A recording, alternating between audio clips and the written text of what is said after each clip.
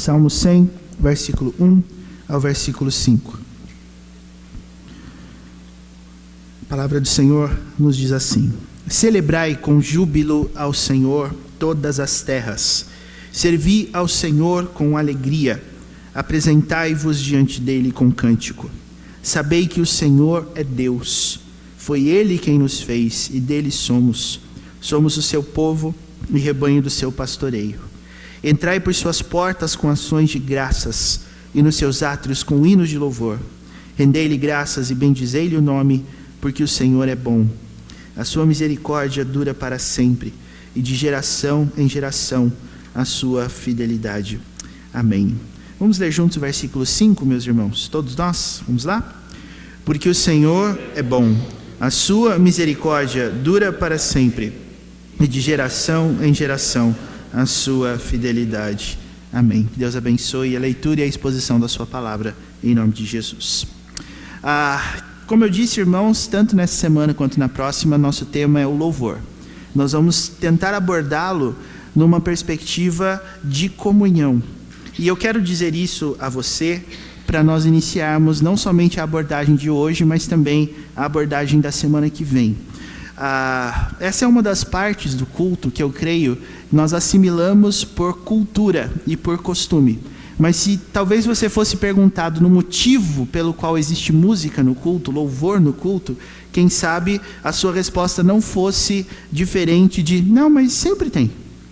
A igreja sempre tem. Nós somos acostumados com corais, com conjuntos musicais, com hinos de louvor, então é algo cultural. A igreja cristã sempre adorou assim? A resposta, claro. É por isso que nós temos, por exemplo, o livro de Salmos. Mas a motivação da música no culto ao Senhor, meus irmãos, é muito maior do que simplesmente algo que nós concentramos durante alguns minutos para poder falar com o Senhor. Talvez uma outra resposta que possa surgir na nossa mente quando nós nos perguntamos o porquê existe música no culto tenha algo a ver com a questão das emoções. Deus quer que nós nos emocionemos, Deus quer que nós nos alegremos. Sim, é verdade que Ele quer, mas eu acredito que a resposta passa por um outro aspecto que não é bem esse. E por que eu digo que não é bem esse? Porque algumas vezes a gente é surpreendido com algumas opiniões. Eu me lembro de conversar com alguém recentemente que estava descobrindo as belezas da Escritura, da fé reformada, e essa pessoa chegava e falava assim: pastor, sabe o que eu queria? Eu queria que a liturgia só tivesse uma oração e o resto do tempo em pregação, porque nós estamos aqui para ouvir a palavra de Deus. Aí eu achei aquilo interessante, mas ao mesmo tempo eu perguntei: mas então para que servem os outros elementos litúrgicos na sua opinião? Aí ele falou assim: pastor, posso ser sincero? Eu falei: pode. Enrolação. Ou seja, para o culto não durar meia hora. Eu disse: se você me der 1 hora para pregar, eu prego. Mas a questão não é que nós colocamos esses elementos para apenas preencher a liturgia. Existe uma função na música, no culto, irmãos, e não é minha intenção falar sobre isso, discorrer sobre isso em específico. Mas eu quero poder mostrar para você, com base nesse salmo que é super conhecido, a importância do louvor na perspectiva da comunhão com o Senhor. E eu quero fazer uma divisão bem simples nesse salmo. Você vai encontrar aí 4 verbos no infinitivo em cada um dos versículos dele. Celebrai, versículo 1. Servi, versículo 2. Sabei, versículo 3. Entrai, versículo 4. O motivo pelo qual nós fazemos todas essas coisas é o versículo 5. E eu quero poder pensar um pouquinho com você no porquê o motivo está no fim e não no começo. Por que o salmo não começou com: porque o Senhor é bom, então celebrai ao Senhor. Porque o Senhor é bom, então servi ao Senhor. Porque o Senhor é bom, então sabei que o Senhor é Deus. Por que o motivo está no fim e não no começo de todas as coisas? Esse é um ponto que nós devemos considerar. Segundo ponto, irmãos, reparem que no Salmo, o único versículo que diz respeito especificamente ao momento em que se entra no culto, em que se entra na igreja, é o 4. Está bem claro aí: entrai por suas portas com ações de graças. Portas da onde? Do templo. E aí você pode dizer assim: não, mas o título do Salmo não é hino de ingresso ao templo, como está aí na sua Bíblia e na minha? E eu lhe digo: não. esse título, irmãos, é um título atribuído pelos tradutores do texto hebraico para o português. Às vezes ele está certo, às vezes ele está errado. Para efeito de estudo da sua palavra, você precisa entender que nos Salmos, os títulos dos Salmos são esses que estão numa letrinha menor em itálico abaixo desse na tradução. No caso do Salmo 100, o objetivo dele não é nos despertar a postura no culto, mas o texto tem qual intenção? O versículo 1 no texto hebraico não começa em celebrai, mas começa com o salmo de ações de graças, que está aí bem acima do versículo 1. Isso vale, irmãos, para todos os salmos dessa coletânea de 150. O versículo 1 é a indicação do autor ou do propósito do salmo. Nesse caso, nós não temos quem é o autor, mas nós temos o propósito dele. Ou seja, aqui a ideia principal do salmo não é o culto, é a ação de graças. Então, o agradecimento é o que norteia você e eu a buscar ao Senhor. O agradecimento, inclusive, é o que nos mantém firmes no propósito de agradar e de cultuar ao Senhor. Nós desanimamos na fé à medida em que o nosso coração deixa de ser grato. Por isso, a ação de graças é o assunto principal aqui. E eu dou mais um argumento em relação a isso. Se os irmãos lerem o livro de Efésios, capítulo 5, os irmãos vão perceber que como é a vida da pessoa que está cheia do Espírito Santo. Vamos para esse texto rapidamente para você vislumbrar? Efésios, capítulo 5.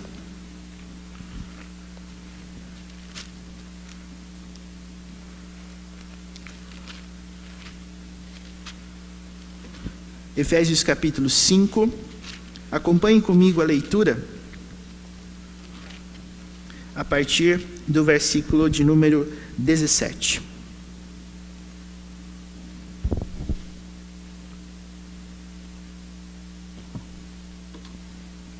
Efésios 5, 17 em diante nos diz: Por esta razão, não vos torneis insensatos, mas procurai compreender qual a vontade do Senhor, e não vos embriagueis com vinho, no qual há dissolução, mas enchei-vos do Espírito. E aí, irmãos, 3 verbos no gerúndio no português, mas no particípio do grego, que nos dão as características de quem está cheio do Espírito Santo. Qual é a primeira? Falar diferente. E o que é que sai da boca de uma pessoa cheia do Espírito Santo? Salmos e louvores de coração ao Senhor. Perceba isso. Segunda coisa, dando, versículo 20, sempre graças por tudo a nosso Deus e Pai, em nome do nosso Senhor Jesus Cristo. Terceira, sujeitando-vos uns aos outros no temor de Cristo. Repare que o apóstolo Paulo une 3 coisas que marcam a vida de quem está cheio do Espírito, e essas áreas, eu acredito, na nossa mente, estão totalmente separadas uma da outra. Mas para Paulo, as 3 áreas estão e são a evidência da mesma coisa: uma vida cheia do Espírito Santo. Falar diferente, coração grato e sujeição uns aos outros. Então, irmãos, nós não podemos ser cheios do Espírito Santo se nós não demonstrarmos e não desejarmos essas 3 coisas. E eu acredito que essas 3 coisas estão contidas no Salmo 100. O que faz do culto um culto alegre, por natureza, não é a direção da liturgia, mas é a direção do coração. Quando você vem ao culto ao Senhor, a sua primeira intenção deve ser dar graças a Deus. Quem é que te capacita a dar graças a Deus? O Espírito Santo. Então, se você está cheio do Espírito Santo, a sua principal palavra ao Senhor é obrigado. E se você agora, de posse dessa informação, talvez esteja se questionando, mas no momento eu não tenho nada para agradecer. No momento não vejo nada na minha vida que me incline ao agradecimento ao Senhor. Então o Salmo 100 está aí justamente para corrigir, meus irmãos, esses nossos corações nesse sentido. Nós precisamos de algumas atitudes para que possamos ter uma vida de ação de graças. E isso, para mim, e para outros argumentos que nós vamos apresentar aqui, está totalmente relacionado com a ideia da comunhão. Então voltemos agora para o Salmo 100 e vamos notar uma coisa. Nós fizemos uma pergunta que é: por que os motivos estão no fim e não no começo do Salmo. A razão para isso, meus irmãos, está justamente porque nós devemos observar o nosso coração antes de vir para a casa de Deus. Eu acho interessante nós pensarmos que nós nos preparamos para o culto. E a nossa preparação para o culto, em alguns momentos, é externa. Ou seja, você vai separar a sua roupa, você vai tomar o seu banho, você vai passar o seu perfume, você vai pentear o seu cabelo, você vai escovar os seus dentes, você vai estar tinindo para encontrar-se com o Senhor. Agora, a preparação para o culto, da forma que Deus nos instrui pela sua palavra, tem a ver com isso. Irmãos, em que exatamente uma roupa nova vai te ajudar na busca de um coração mais grato ao Senhor? Aí você poderia dizer, se eu tiver uma roupa nova, eu estou feliz. Aí eu lhe digo, e se você não tiver? Então, necessariamente, a sua gratidão precisa vir de uma outra coisa. E é isso que eu acredito que o autor do Salmo, que é desconhecido, no caso, aqui, está querendo. Ele está dando 4 princípios para que você analise a sua vida. E se você entender, pelo Espírito, que esses 4 princípios não estão conseguindo ser aplicados dentro de você, antes do templo, antes da atitude do louvor, antes de entrar na casa de Deus, mas vivendo a sua vida normalmente, o versículo 5 te dá o que você precisa lembrar para que você possa então ter essas características. Eu quero lembrar os irmãos, apenas no versículo 4 existe uma referência clara ao templo. E existe uma razão para isso, irmãos. Divida a sua semana em horas. Quantas horas você passa dentro do templo? Quantas horas você passa fora do templo? Você vai concluir comigo que você passa muito mais tempo fora do templo do que dentro, correto? Você tem a sua casa, você tem o seu trabalho, você tem o seu serviço, mas isso quer dizer que você não está em culto ao Senhor? E lá no acampamento nós pudemos falar um pouquinho disso. Quando Paulo fala sobre fazer tudo para a glória de Deus, lá em 1 Coríntios 10:31, os irmãos se lembram do versículo, não é? Quer comais, quer bebais, ou façais outra coisa qualquer, fazei tudo para a glória de Deus. Eu acho interessante que quando o apóstolo Paulo pensa em viver para a glória de Deus, ele dá 2 exemplos triviais: comer e beber. Por acaso você já se perguntou como se bebe para a glória de Deus? E como se come para a glória de Deus? Então entenda que a compreensão aqui precisa ser mais ampla. Um coração grato não é alcançado quando você faz esse exame antes do culto e apenas antes do culto. Você está muito mais tempo fora do templo do que dentro. Isso quer dizer que esse exame precisa ser contínuo e precisa ser algo para o que você atenta em todas as horas da sua vida. Então, meus irmãos, vamos discorrer um pouquinho sobre essas 4 atitudes e depois como nós podemos fazer para desfrutar do pleno conhecimento delas, a começar do versículo 1. Primeira coisa, então, celebrai. A ideia de celebrar está relacionada diretamente, meus irmãos, com a gratidão no seguinte sentido: como se celebra? Celebrar é aquela comemoração efusiva, quando você está diante de algo tão grandioso que você espera, que você então demonstra isso com tudo aquilo que você é. E a ideia da celebração do versículo 1 é com júbilo. E o texto está dizendo que quem vai celebrar ao Senhor com júbilo, quem é? Todas as terras. Ou seja, a ideia aqui é que nós precisamos fazer da nossa vida algo tão impressionante em relação ao Senhor, que todas as terras são convidadas para fazer isso conosco. A nossa vida precisa demonstrar em todos os seus aspectos um coração voltado para o Senhor de uma tal forma que todos estão incluídos nisso aqui. Eu apenas quero dar mais um dado. O único versículo, irmãos, no qual o nome do Senhor não aparece é o 4. Os irmãos podem perceber no versículo 1, celebrai com júbilo ao Senhor. No versículo 2, servi ao Senhor. No versículo 3, sabei que o Senhor é Deus. No versículo 5, porque o Senhor é bom. Mas se você ler o versículo 4, você não vai encontrar o nome do Senhor.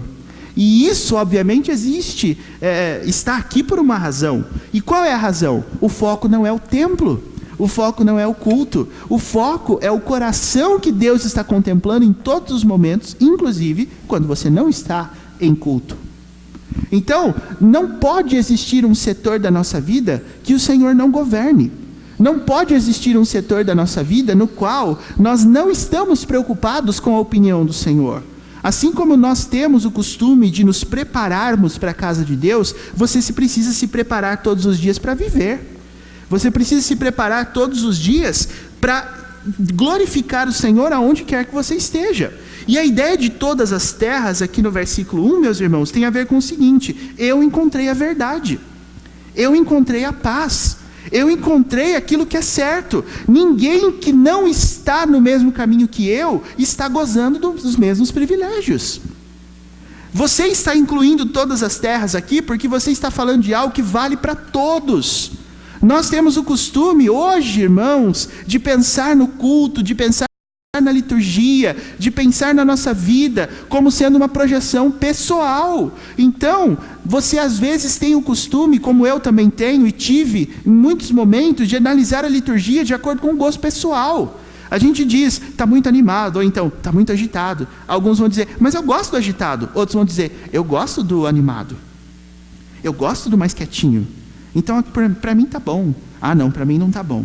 Para mim precisava de mais. Não, para mim precisava de menos. Se você observar esses critérios, você vai entender o porquê que a igreja evangélica brasileira, principalmente, é muito rica em denominações. E sempre que eu lembro disso, eu fico chocado. Uma vez perguntando lá para alguém da prefeitura da nossa cidade, quantas igrejas tem aqui em Itapeva? Quantos templos construídos tem aqui em Itapeva? Me perguntaram uma vez, eu disse, bom, presbiterianos tem 5, batistas tem alguns, Assembleia de Deus tem alguns. Eu pensei, deve ter uns 20. O cara me falou assim, tem 120. Só aqui em Itapeva, 120. Só nessa rua aqui, irmãos, Paulo Petizold, tem 3. A nossa e mais 2 aqui para baixo. Então, opção não falta. Mas o que é que faz com que essas igrejas estejam tão diversificadamente representadas no cenário evangélico brasileiro? Projeção de gosto. Então é assim, se você gosta de louvor alto, tem igreja de louvor alto. Se você gosta de louvor baixo, tem igreja de louvor baixo. Agora, se você não gosta de louvor, também tem igreja sem louvor. Também tem igreja sem bateria, igreja sem guitarra, igreja nas quais pode ou não pode algumas coisas. E aí a gente começa a observar isso e pensar, qual que combina mais comigo? Vejam, irmãos, todas as terras são chamadas a celebrar com júbilo ao Senhor. Ou seja, louvor é algo que nós só desfrutamos plenamente quando Ele nos chama a unidade. Como é que você tem pensado na sua celebração? Ela não pode ser apenas uma projeção de desejos e opiniões pessoais. Não pode. Porque isso não une, isso separa. É só você reparar que em alguns momentos você vai ter várias opiniões sobre a mesma coisa. Não é só porque, por exemplo, a gente às vezes pressupõe isso, né? Jovem gosta de louvor alto. Eu conheço alguns jovens que não gostam. Não, as crianças gostam. Eu conheço algumas crianças que não. Não, mas os velhinhos não gostam de louvor. Eu conheço alguns que gostam. Então a gente generaliza demais e às vezes parte do pressuposto que todo mundo é igual. Agora, vocês já repararam, irmãos, numa coisa? Como é que a gente vai fazer para agradar ao mesmo tempo pessoas que gostam e não gostam de música na igreja? Como é que nós vamos fazer? Se um dia você tiver com uma queixa dessa e falar, olha, pastor, eu acho que a gente precisava diminuir. Aí eu vou dizer, engraçado, eu recebi esses dias uma crítica, a gente tem que aumentar. E agora, eu faço o quê? E é exatamente nesse cenário, meus irmãos, que nós encontramos o Salmo 100. Todas as terras são chamadas para adorar ao Senhor em conjunto. Porque o que prevalece não é um gosto pessoal. Você jamais vai celebrar ao Senhor pelo que Ele é, se você estiver procurando moldá-lo de acordo com as suas próprias expectativas. Como é que nós vivemos os nossos dias, né, irmãos? Existem tantas coisas que expressam esse princípio. A gente prefere restaurante dessa forma, a gente prefere roupa dessa forma, a gente está acostumado a escolher e a reclamar da escolha o tempo todo. Mas a palavra de Deus nos diz que a celebração ao Senhor é diferente. A celebração ao Senhor só será feita com júbilo quando você conseguir incluir e não separar. Quando você conseguir chamar, atrair e não afastar.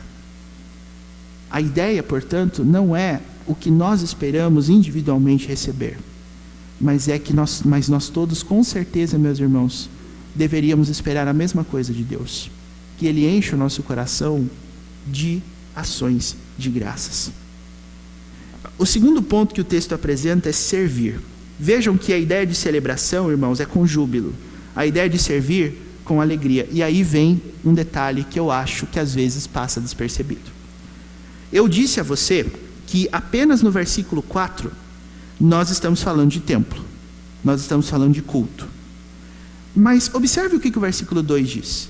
O texto diz que nós devemos servir ao Senhor com alegria e apresentar a nossa vida diante dele com cântico, ou seja, cantando. Nós devemos cantar. Mas se o contexto aqui não é culto, então qual é a posição desse cântico na minha vida? Então me permita aqui fazer uma aplicação muito simples. Existem algumas coisas dentro da nossa prática litúrgica que eu acho que chegou o momento de nós questionarmos. E eu quero questionar isso com você aqui agora, aproveitando esse momento, fazendo você pensar da seguinte forma: como você encara o período de louvor? Mas pastor, o senhor acabou de falar que não é culto. Espera aí, calma lá.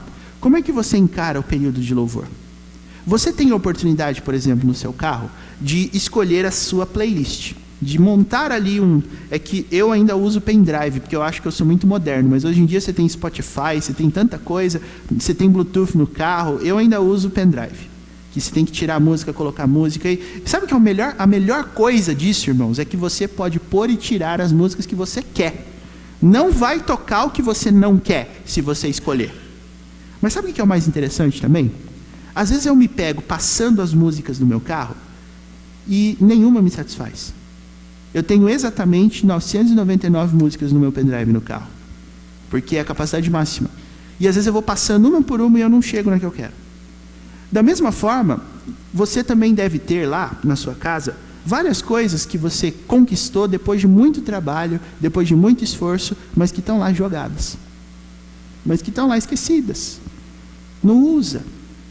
Então, o pressuposto de que a vida seria melhor se eu pudesse escolher tudo é falso, porque a gente se enjoa até das nossas próprias escolhas. A diferença é, quando você enjoa de uma escolha que outras pessoas fizeram por você, você pode, obviamente, resolver isso, não permitindo que essa pessoa escolha por você. Agora, quando você enjoa de uma escolha que você fez, como é que nós resolvemos isso? E é aqui que entra, meus irmãos, a parte do apresentai-vos diante dele com cântico. Eu não sei cantar, só que Deus quer que você cante. Deus quer que você cante. Mas eu sou desafinado. Deus quer que você cante. Ou existe uma outra forma de apresentar ao Senhor diante dele com cântico? Existe uma outra forma de interpretar essa frase, irmãos? Apresentai-vos diante dele com cântico. Eu não conheço. Mas pastor, o senhor falou e falou e falou que não é no culto. Eu sei que não é no culto. Mas por que o texto está falando de cântico aqui? Porque, irmãos, a expressão mais exata de alegria que alguém pode ter é cantar, é dançar. Ou seja, Deus quer que você faça o seguinte com Ele. Deus quer que você prove que você está alegre. Deus quer ver a alegria que existe no seu coração. E eu quero te dizer uma coisa que demorou muito para eu entender. Porque eu sempre fui adepto da ideia de que a palavra precisa ser o centro do culto. E é verdade. Mas a música também tem espaço na nossa vida, irmãos. No seguinte sentido: de que outra maneira eu posso provar a minha alegria ao Senhor que não seja essa aqui? De que outra maneira, por exemplo, que eu posso provar ao Senhor que o meu coração está alegre, além de lembrar de frases de músicas conhecidas, por exemplo? Tu és fiel, Senhor, com bênção sem fim, dia após dia. Quantas vezes a primeira coisa que surge na sua cabeça quando você está alegre é uma frase de música? Por isso, irmãos, o importante aqui é que você saiba, se você está alegre, Deus quer que você prove com todas as letras que você está alegre. Como é que se faz isso? Cantando. E eu quero dizer para você porque a música está presente em todos os contextos. Vai assistir um jogo de futebol, E o que você vai ver na torcida? Música. Vão assistir filmes de guerra, filmes épicos. O que os soldados estão cantando? Ou melhor, o que os soldados estão fazendo no caminho da batalha? Cantando seus gritos de guerra. Vai para as manifestações que tem aí hoje em dia. Como é que as pessoas estão dizendo e falando a respeito das suas motivações? A resposta: elas estão cantando. Elas estão entoando palavras de ordem. Ou seja, elas estão provando. Não tem outra maneira de provar alegria, irmãos, além dessa. Não tem. Então o momento de cantar na igreja não é um momento, e fora da igreja não é desprezível. Mas é um momento em que você vai olhar para o Senhor e vai dizer: Senhor, com todo o meu coração, eu estou alegre. Existe, eu acredito, um impedimento para esse tipo de coisa, que é mais ou menos assim: mas o Senhor conhece o meu coração, Ele sabe que eu estou alegre, eu não preciso cantar para demonstrar que eu estou alegre. Então, deixa eu tentar dar um exemplo para ver se você vai entender o que eu estou querendo dizer. Digamos que um dia você ouça uma pessoa dizendo assim, desse jeito: olha, eu queria dizer a todos que eu estou muito alegre nessa noite. Muito alegre. Meu coração está pulando de alegria. Porque eu estou muito feliz, viu, irmãos? Você vai acreditar? Eu acho que você não vai acreditar. Assim como você cumprimenta alguém dizendo que está tudo bem, a pessoa diz: tudo ótimo, maravilhoso, graças a Deus, tudo bem, tudo certo. Você acredita nisso? Você não acredita nisso? Eu quero pensar uma coisa com você. O seu corpo não é constituído de partes que agem separadamente. A sua mente, o seu coração e o seu corpo são exatamente a mesma coisa. É impossível você diferenciar o que está acontecendo aqui, com o que está acontecendo aqui, com o que está acontecendo aqui. E sabe como é que eu provo isso? Lembra-se o que Jesus disse a respeito da nossa boca?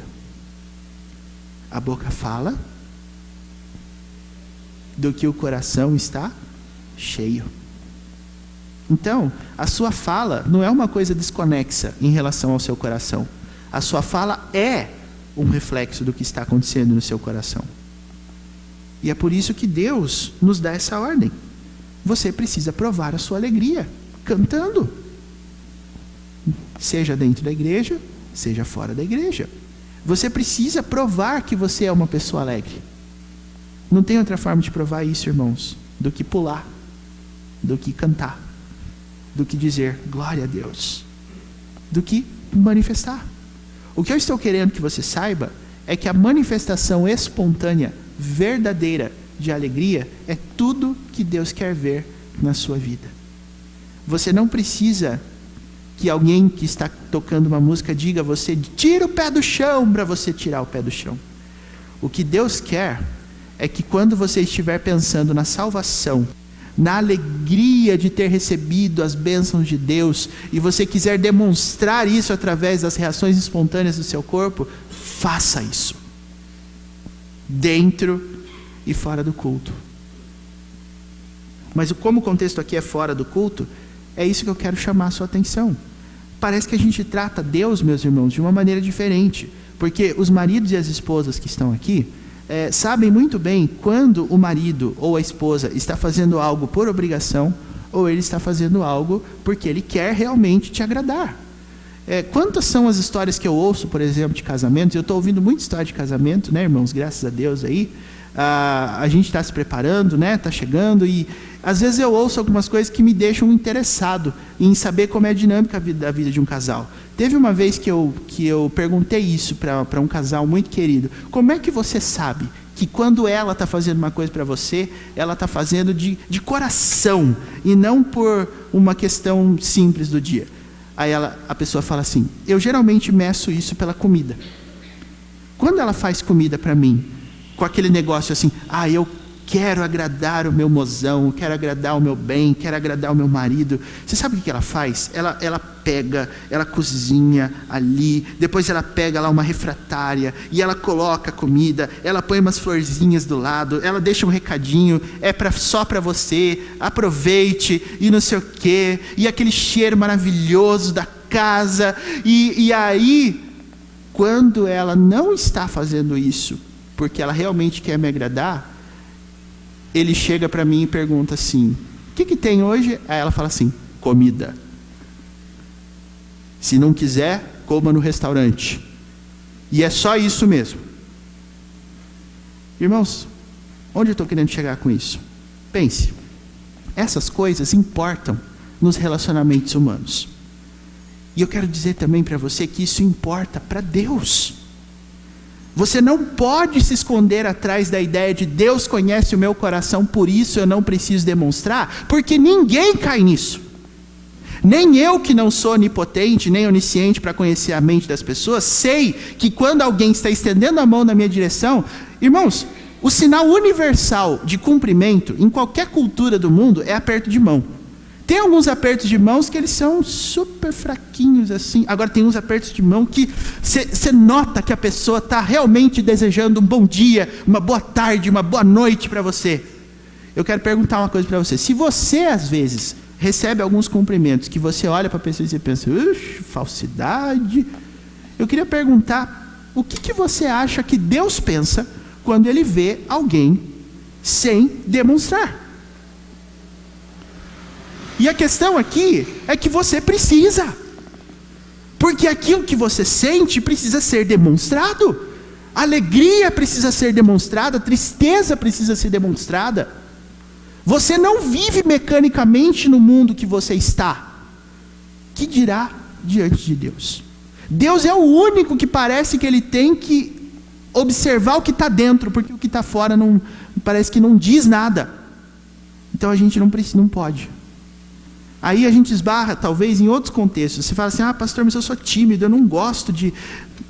Entenda uma coisa, servir ao Senhor é um chamado para negar-se a si mesmo. Como diria um professor que eu tenho no Andrew Jumper, o Felipe Fontes, o cristão não foi chamado para ser ele mesmo. O cristão foi chamado para ser como Cristo. E eu queria dizer uma coisa para vocês, irmãos. Cristo era a pessoa mais espontânea que já passou por essa terra. As emoções dele eram verdadeiras. Quando Cristo chorava, ele estava triste. Quando Cristo clamou lá na cruz, Pai, se possível, antes da cruz, Pai, se possível, afaste de mim esse cálice, era angústia. Ele chorou lágrimas de sangue. Quando ele estava lá na cruz do Calvário e disse, Deus meu, por que me desamparaste? Não foi um teatro, irmãos, foi real. Ele viu o Pai virando a face para ele. Então não ache que Deus está olhando para você e está ficando satisfeito se a sua vida é simplesmente uma coisa mecânica. Seus filhos não acreditam nisso, sua esposa não acredita nisso, seu chefe não acredita nisso. Tem algumas pessoas que pelo jeito que elas te cumprimentam, você já pensa assim, opa, vou ficar longe dessa pessoa hoje. Quantas vezes algum de nós não chegou no trabalho, por exemplo, e disse assim, bom dia, o cara respondeu, bom dia. Você pensa, melhor a gente não conversar, porque senão vai ficar feia a coisa. Eu queria pensar uma coisa com você. Você acha que com Deus também não é assim? Então, eu queria, irmãos, que vocês se lembrassem disso.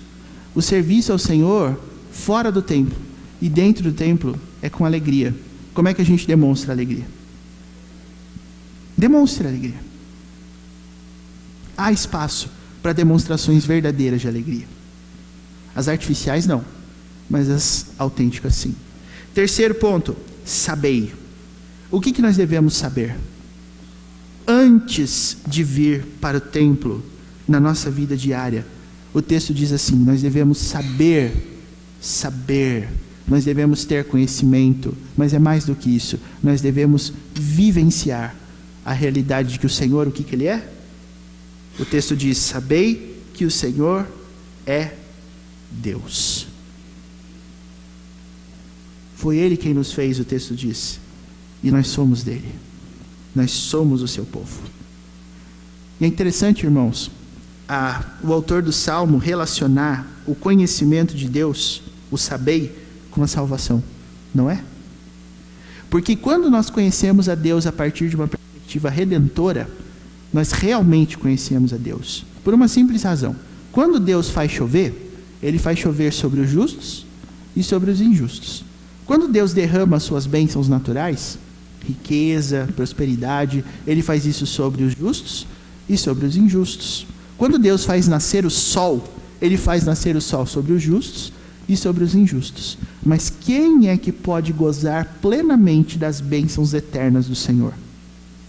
Os crentes.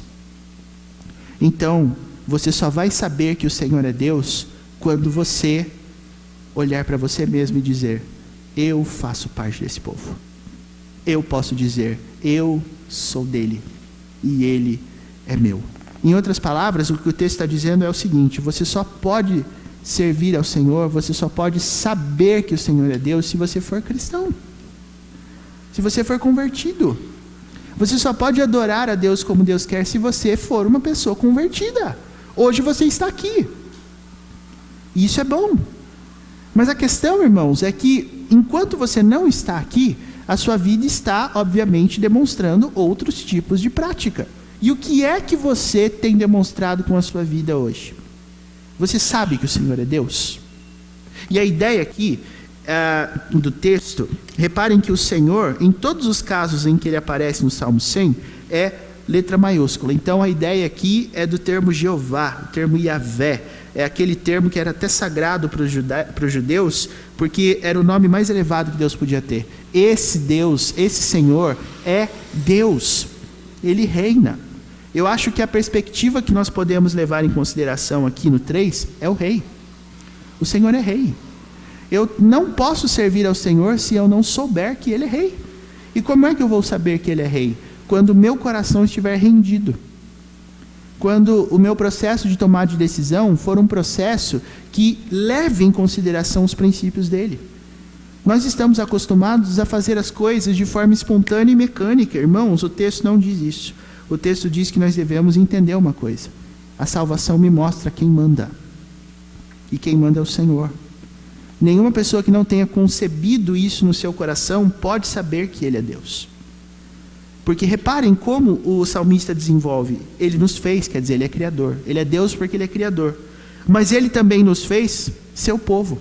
Então Ele é Deus não só porque Ele nos fez, porque Ele é Criador, mas Ele é Deus porque Ele nos salvou. Ele é seu porque Ele é Deus porque Ele nos arrebatou para Ele. Ele nos tirou do mundo. Então, essa mudança é essencial para que você possa servir efetivamente ao Senhor. E por fim, o versículo 4 fala: entrai. O texto diz o seguinte: entrai por suas portas com ações de graças e nos seus átrios com hinos de louvor.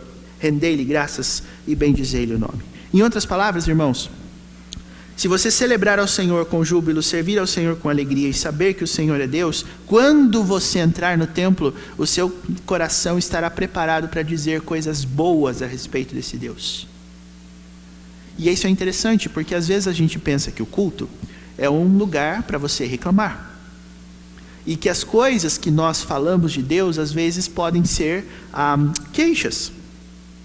E o texto diz, irmãos, que entrar na casa de Deus precisa ser uma atitude movida por ações de graças. Se você não está grato, você não vê sentido no culto. Você acha o culto uma coisa chata, uma coisa assim que interminável, que não tem fim, que monótona.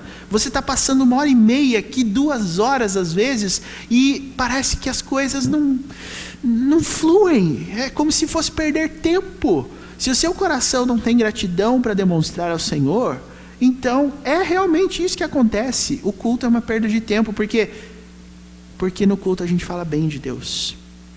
No culto a gente exalta Deus por quem Ele é. No culto a gente exalta as características lindas que Deus tem. Se você não consegue enxergar nada disso na sua vida, o culto é realmente uma perda de tempo. E é exatamente aí que nós vamos parar. Porque de posse dessas 4 informações, às vezes você pode pensar: eu estou sendo deficiente. Eu creio que eu não estou conseguindo demonstrar plenamente as coisas da forma que o Salmo diz. Então agora, no versículo 5, nós vamos ter o caminho para que você possa conseguir fazer essas coisas. O versículo 5 diz 3 coisas a respeito de Deus que você deve lembrar. Primeiro, o Senhor é bom.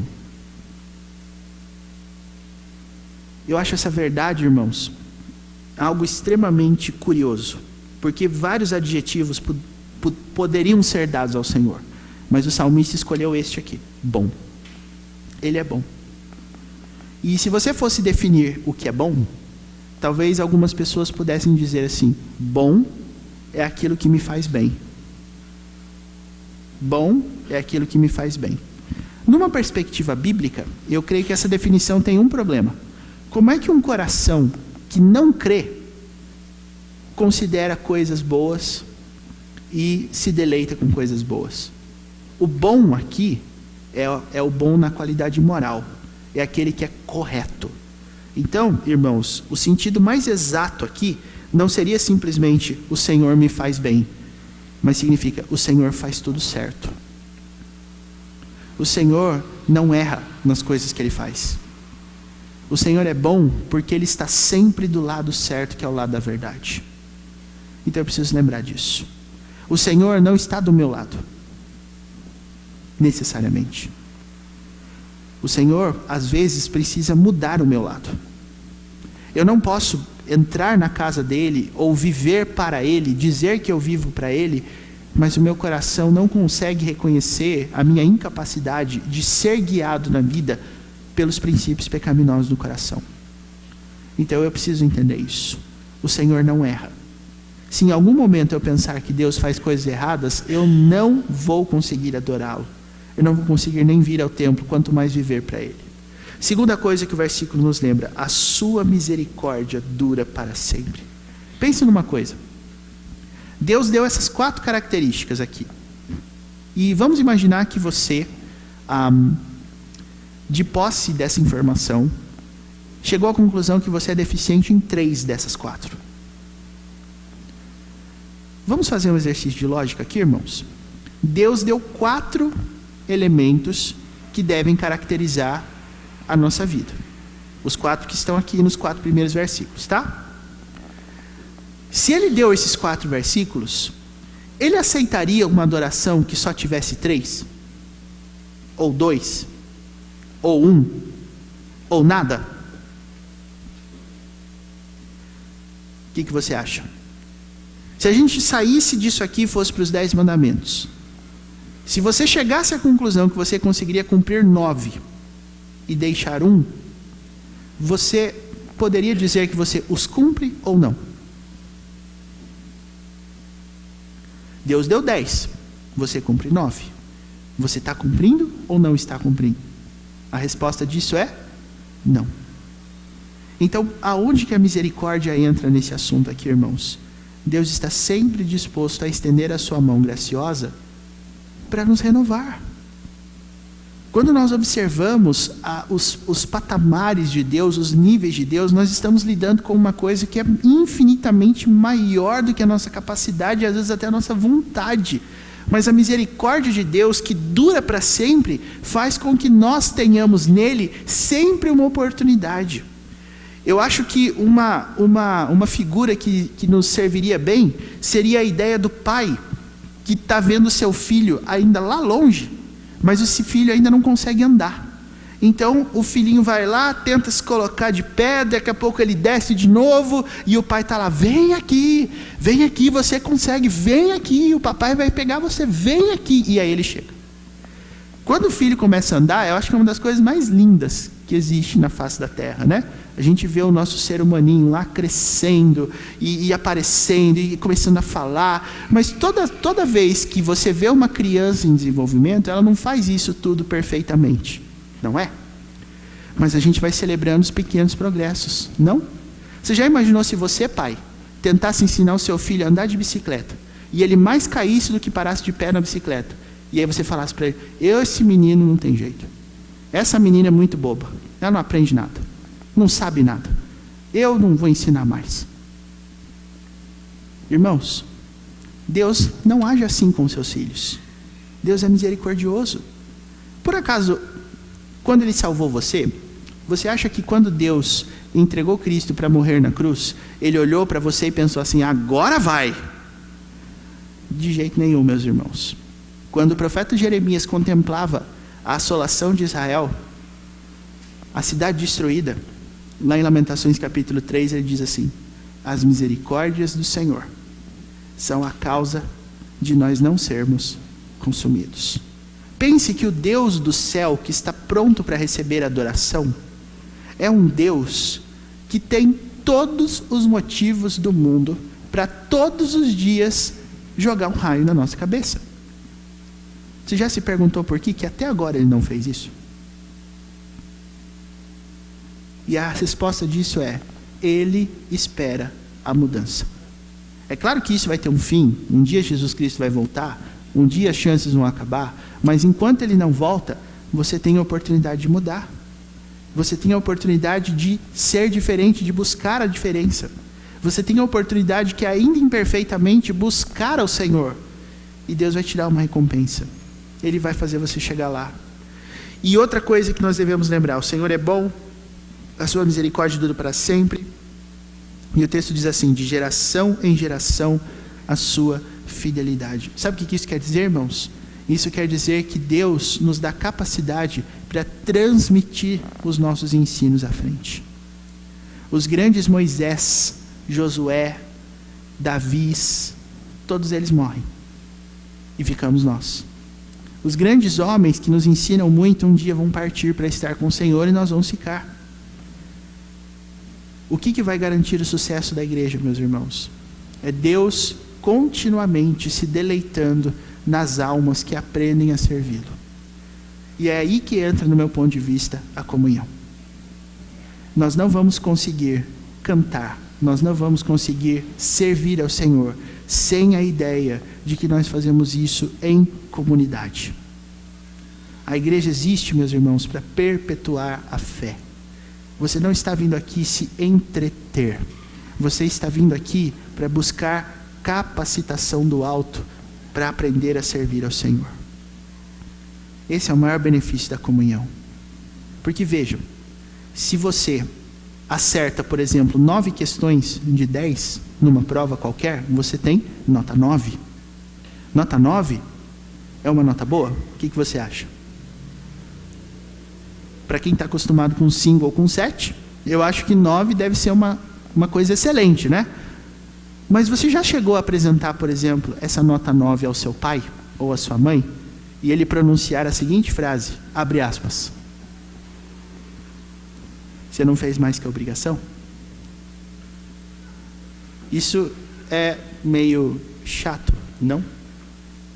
Os filhos que estão ouvindo isso dos seus pais diariamente estão concordando comigo. Agora, irmãos, Deus não é esse tipo de pai. Porque eu quero perguntar para você: quando você já foi capaz de dar uma nota 10 para o Senhor? Quando? Se você até agora não foi capaz, muda a minha pergunta: quando você será capaz de dar uma nota 10 para o Senhor? E a resposta disso é: nunca. Mas o que esse pai amoroso faz com a gente? Ele nos acompanha, nos segura pela mão e nos guia pelos pequenos progressos. É por isso que Paulo diz lá no Novo Testamento: eu me renovo dia após dia, de fé em fé, de glória em glória. Nós não estamos prontos ainda, irmãos.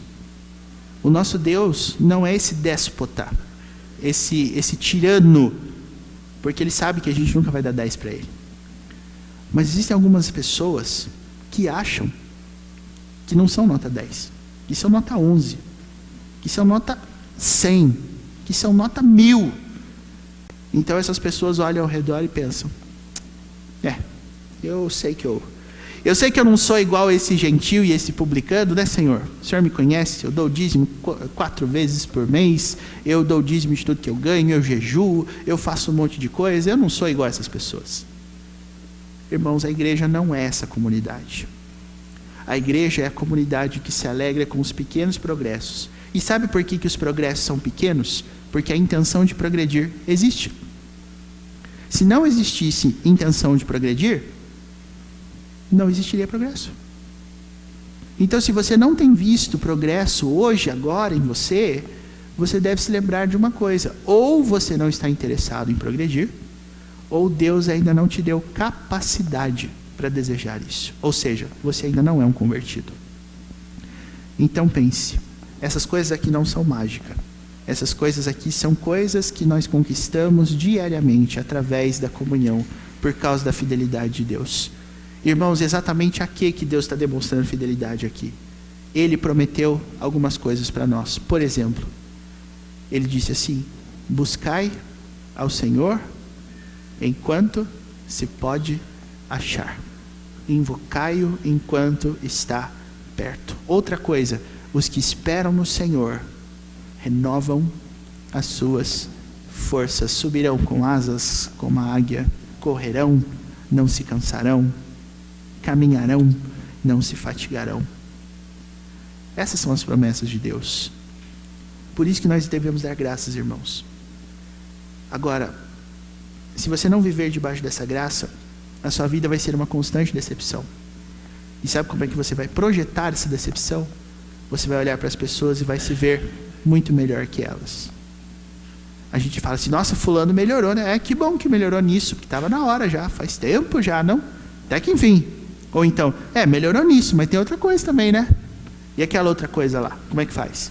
A pessoa que faz isso tem uma visão muito alta dela mesma, a tal ponto de ela dizer: a graça de Deus não é necessária para mim, não preciso dela.